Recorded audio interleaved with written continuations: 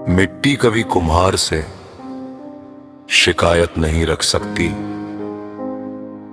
उसकी बनावट, उसकी जगह कुछ भी वो खुद तय नहीं कर सकती।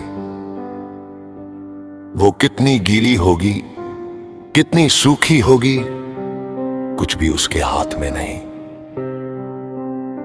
कुम्हार अपने हाथों से मिट्टी को एक रूप देगा और उसे उसके सही इस्तेमाल में लाएगा, पर मिट्टी इसमें कोई गिला शिकवा करने का स्थान नहीं रखती।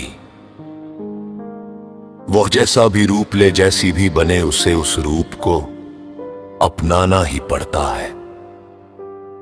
और कुम्हार अपनी कला को दूसरे को सौंपने के बाद नहीं भूलता है, पर मिट्टी अपने नए स्वरूप को पाकर उसे सब कुछ मान बैठती है।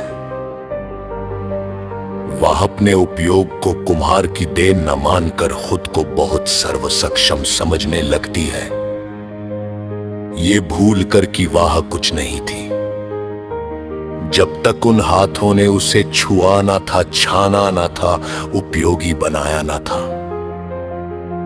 पर सच तो यही है कि टूटे फूट कर रूप के अंत पर आकर एक बार फिर मिट्टी को कुम्हार के हाथों में जाना होगा और फिर उसके हाथों रचकर तप तप कर कुम्हार के अनुसार एक नई काया में ढलना होगा। उसके बाद हर वो उपयोग तृप्त करना होगा जिसके लिए उसका निर्माण हुआ है। यहां मिट्टी की क्या इच्छा रहेगी? यही ना कि वह एक बार किसी ऐसे रूप में आ जाए जहां उसे फिर टूटना ना पड़े, पर काया में आते ही, उपयोग में आते ही वह उस रूप को ही सब कुछ मानने लगती है और एक दिन उसका भी अंत हो जाता है। वो अपने किसी भी रूप को खुद बनाने के लिए ना जिम्मेदार है ना सक्षम है, ये वह भूल जाती है।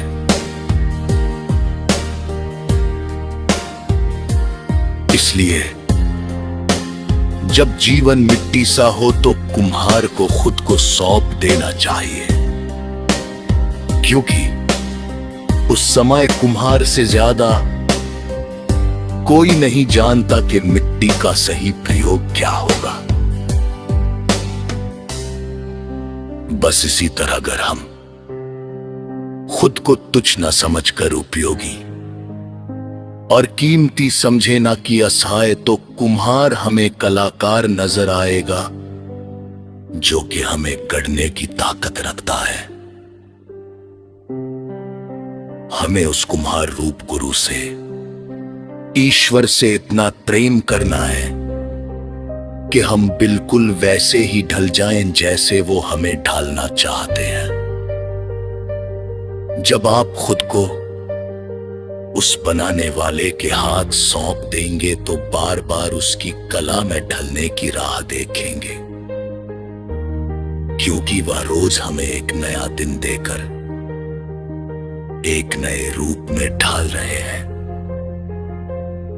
बस हम है कि उसकी शक्ति क्षमता पर भरोसा ना कर खुद को असहाय महसूस कराते हैं।